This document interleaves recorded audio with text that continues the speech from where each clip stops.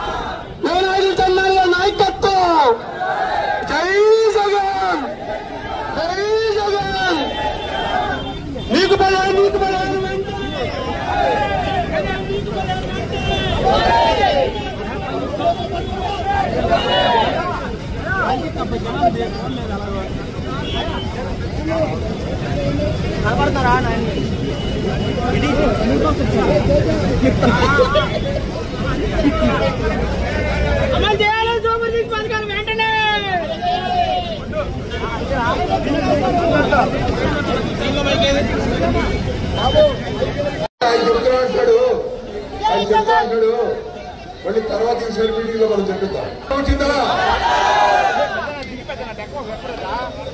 నీకు 10 ఇవాళ మీరు చూడండి, ఇవాళ ₹1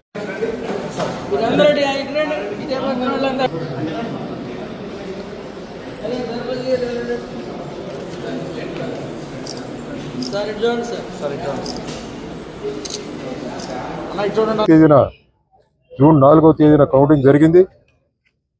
అప్పుడు దాకా ఉన్నటువంటి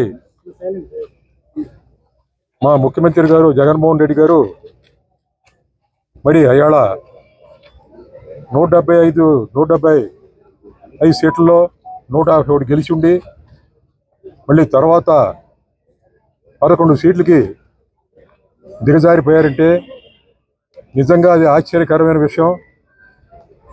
ఇవాళ ఏ గ్రామంలోకి వెళ్ళినా, ఏ పట్టణంలో, నూజివీడు పట్టణంలో ఏ వార్డులోకి వెళ్ళినా మేము ఓట్లేసాం ఎట్ట పోయింది అని చెప్పేసి ప్రతి ఓళ్ళు కూడా అవ్వక చెందుతున్నారు అని చెప్పేసి నేను అందరికీ చెప్తాను.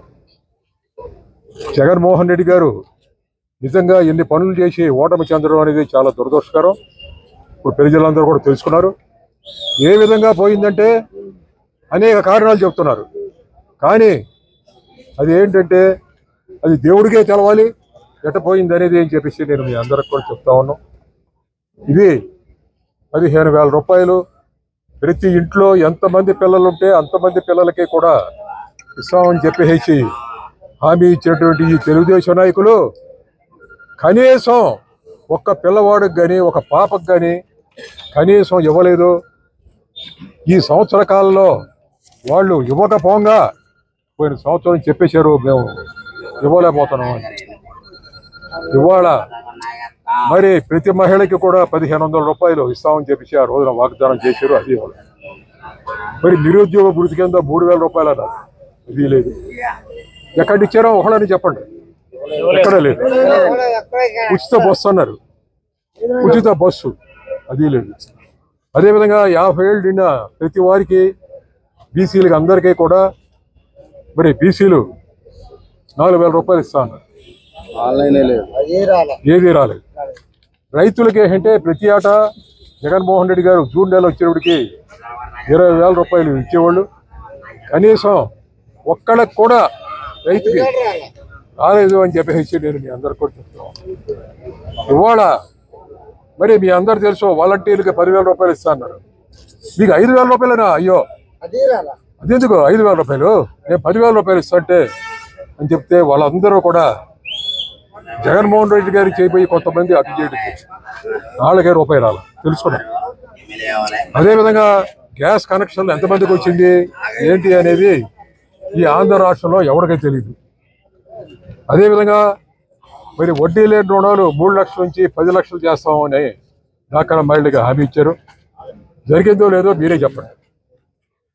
అదేవిధంగా పట్టణాల్లో 2 సెంట్లు, విలేజ్లో 3 సెంట్లు భూమి ఇస్తా ఉన్నారు. అది జరగలేదు. ఈ విధంగానే ఏంటంటే చెప్పుపోయారు. చెప్పుపోతే అవన్నీ కూడా ఒక పథకం కూడా జరగలేదు అని చెప్పేసి నేను అందరికీ వచ్చాను. జగన్మోహన్ రెడ్డి గారు చెప్పేది ఏంటంటే ఒకటి, ఇవాళ మనం ఇటువంటి కార్యక్రమాలు పెట్టకపోతే ప్రజలకి ఏ పథకం కూడా రాదు. ఏ పథకం కూడా 5 సంవత్సరాల్లో రాదు. మనం ఇటువంటి చెప్పి ప్రజల్ని చైతన్యవంతులను చేసి ప్రజల పక్షాన ఉండి పోరాడి పథకాలు కనీసం మనం తీసుకురావాల్సినటువంటి అవసరం ఎంతైనా ఉన్నది అని చెప్పి ఆయన చెప్పదు. మరి పోయిన సంవత్సరం నుంచి ఈ సంవత్సరానికి పోయిన సంవత్సరం నుంచి కాగితం ఏదయా పోయిన సంవత్సరం నుంచి రావాల్సినవి కూడా మొత్తం ఎన్ని పథకాలు ఉంటే అన్ని పథకాలు హామీ ఇచ్చిన రీతిలో పేద ప్రజలకు ఇవ్వాలి అని చెప్పేసి మేము కోరుతున్నాం. లోకల్ ప్రాబ్లమ్స్ వచ్చేటప్పటికి నేను అన్నీ కూడా విస్తరలో అన్నం ఉడ్డించి పెట్టా. విస్తరలో అన్నం ఉడ్డించి పెట్టా. కానీ ఏంటంటే మా గవర్నమెంట్ పోయింది, నేను ఓడిపోవడం జరిగింది. ఓడిపోయినా సరే నేను ఒకటే చెప్పా, ఓడిపోయినా సరే ప్రజల పక్షాన నుండి పోరాడతాను అని చెప్పేసి నేను ఖచ్చితంగా అందరికీ గెలుపోవటంలో పెద్ద లక్ష్యం కాదు. మహానుభావుడు ఎన్టీ రామారావు గారు లాంటి ఆ రోజున మహానుభావుడు.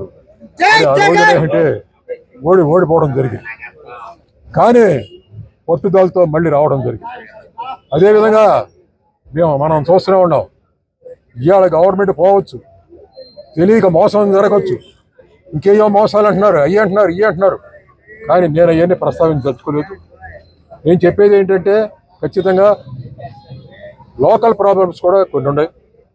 పెద్ద చెరుకు గండిపడి 8-9 నెలలు ఇవాళ ఎవరైనా పోసారండి? ఏంటండి మీ ప్రాబ్లం ఏంటంటే?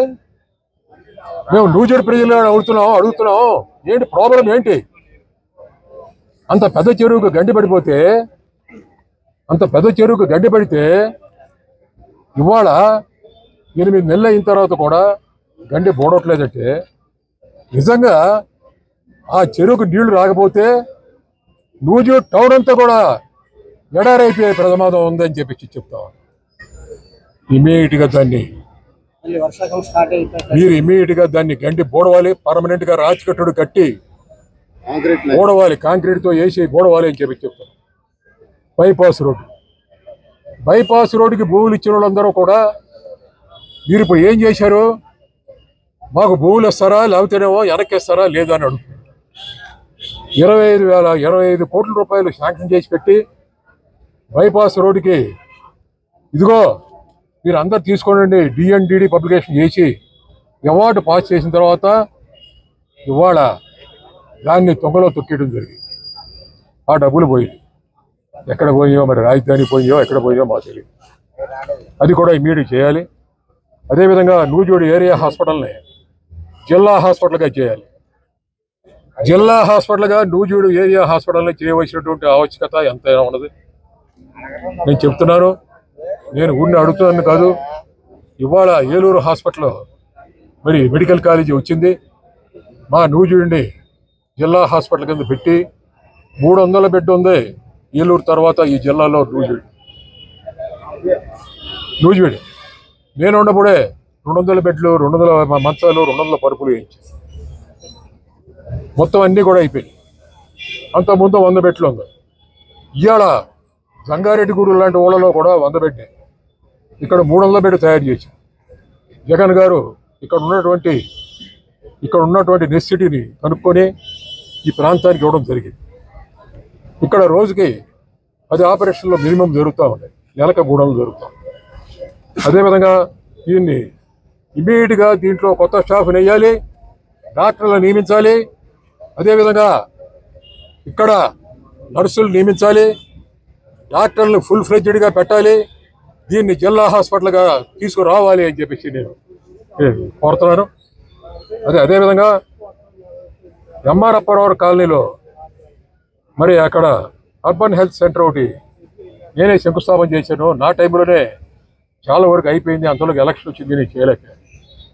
ఈ సంవత్సర కాలంలో కంప్లీట్ అయిపోయినా దాని ఓపెనింగ్ లేదు. ఎందుకని ఓపెనింగ్ లేదంటే ఎవడో చెప్పలేకపోతున్నాడు. అసలు ఎవడో చెప్పలేకపోతున్నాడు. ఎందుకని ఓపెనింగ్ అయింది చేయలేకపోతారు. ఇది దురదృష్టకరం. దాంట్లో కూడా మరి డాక్టర్స్ నియమించి ఇమీడియట్గా చేయాలి అని చెప్పి చెప్తా ఉన్నాం. మరి కేంద్రీయ విద్యాలయం, నిజంగా కేంద్రీయ విద్యాలయానికి ఈ తెలుగుదేశం నాయకుల్లో ఎవరికి ఇంట్రెస్ట్ లేదు. దానికి 7 ఎకరాల స్థలం కేటాయించాం, టెంపరీ బిల్డింగ్ కట్టాం, అన్నీ అయిపోయింది. ఆ బిల్డింగ్ కూడా ఊరినే ఉంది.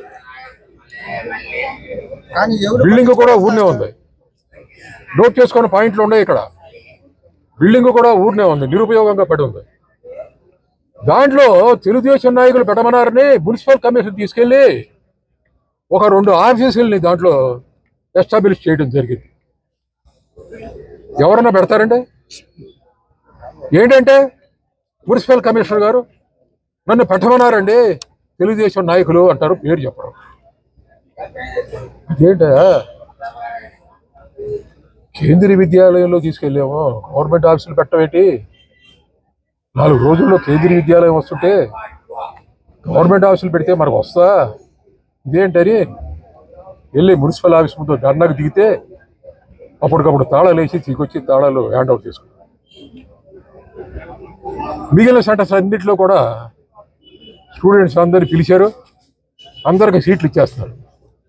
ఈ 8 సెంటర్లో ఆగిపోయింది.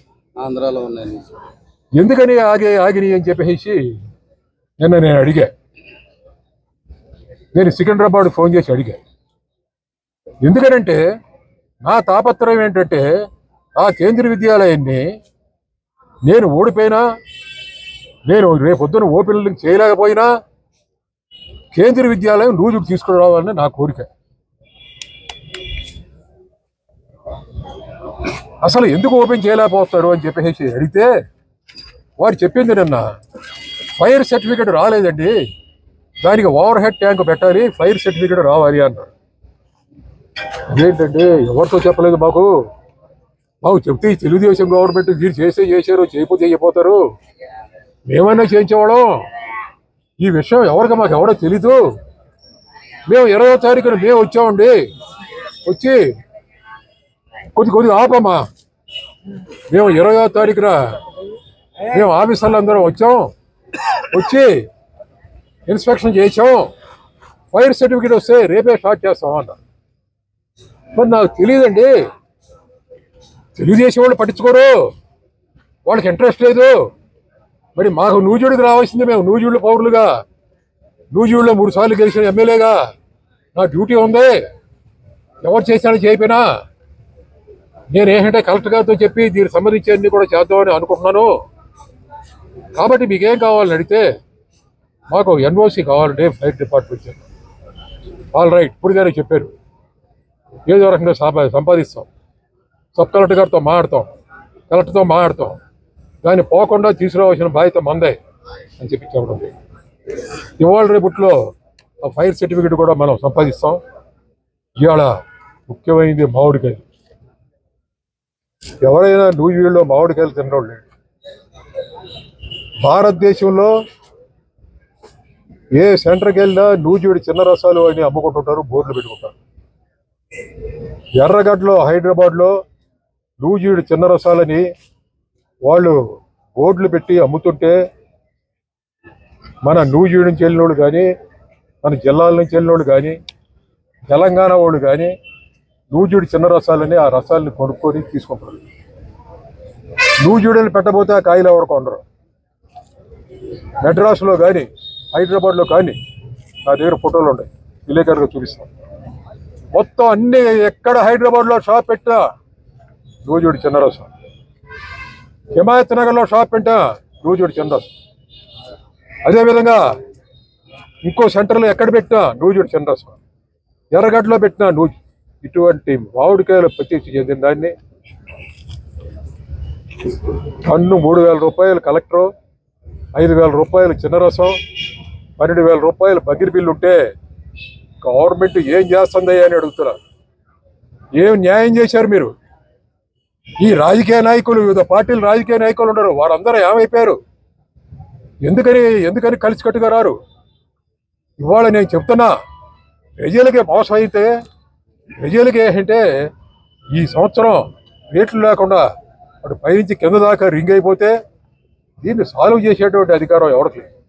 3,000 రూపాయలు అంటే తీసుకెళ్ళి ఇంకా వందలాది టన్నులు ఇక తోటలో ఉంది కలెక్టర్. ఏం చేస్తామండి? దీని మీద మా డిమాండు ఎకరానికి 50,000 రూపాయలు గవర్నమెంట్ తక్షణమే స్పందించి ఎకరానికి 50,000 రూపాయలు ఇవ్వకపోతే రాబోయే రోజుల్లో నూజివీడు మామిడికాయ అంతరించిపోతుంది అని చెప్పేసి నేను మళ్ళీ మాట్లాడుతున్నా.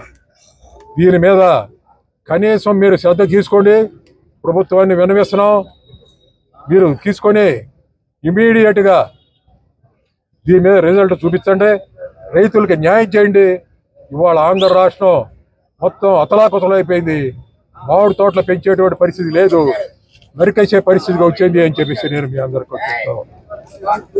ఇంకా లాస్ట్లో స్టేడియం వరకు కూడా అన్నీ కూడా డబ్బులు తెచ్చా. జగన్మోహన్ రెడ్డి గారు చెప్పి రాజ్యసభ వాళ్ళు ప్రతి వ్యక్తి కూడా 20 లక్షల రూపాయలు ఒకడు ఇచ్చాడు. సుమారు 1,90,00,000 ఫండ్ సేకరించాం. దాంతో లెవెలింగ్ చేసాం, కొంత ఫెన్సింగ్ వేసాం, గేట్లు పెట్టి నీట్గా పెట్టాం. రాబోయే రోజుల్లో దాంట్లో గ్రాస్ వేసి గడ్డేసి మరి అక్కడ మనం మిగిలిన పనులు కూడా చేయవలసింది. కానీ కాంట్రాక్టర్ మొత్తం ఇక్కడి నుంచి పారిపోవడం జరిగింది. నేను ఇక్కడ చేయలేను అని చెప్పేసి పారిపోవడం జరిగితే నేను ఎవరో చెప్పా, నువ్వు చేయలేకపోతే ఇంకోటి వస్తాడు, ఎవరో ఒకడు దీన్ని కంప్లీట్ చేయవలసినటువంటి ఆవశ్యకత ఉన్నది అని చెప్పడం. ఈ విధంగా ఇన్ని ప్రాబ్లమ్స్ ఉన్నాయి కూడా ఈ సంవత్సర కాలంలో చూస్తా కూర్చున్నాం. చేస్తారని చూస్తా కూర్చున్నాం. ఏ ఒక్క పథకం కానీ ఏ ఒక్క పని కానీ మన ప్రాంతాల్లో అమలు కాలేదు. దీన్ని పురస్కరించుకొని ఇవాళ 4వ తారీఖున ఇవాళ బ్రహ్మాండమైనటువంటి వెన్నుపోటు దినంగా ప్రకటించి దీన్ని బ్రహ్మాండమైన ర్యాలీగా రావడం జరిగింది. కొంతమందిని ఆపేసినా సరే మిగిలిన వాళ్ళు పారిపోయి వచ్చి మనలో కలవడం జరిగింది. ఇది చాలా గొప్ప విషయం. ఈ వచ్చిన వాళ్ళందరికీ కూడా ధన్యవాదాలు తెలియజేస్తున్నాం. రాబోయే రోజుల్లో ఈ ప్రాబ్లమ్స్ అన్నీ ఉన్నాయి.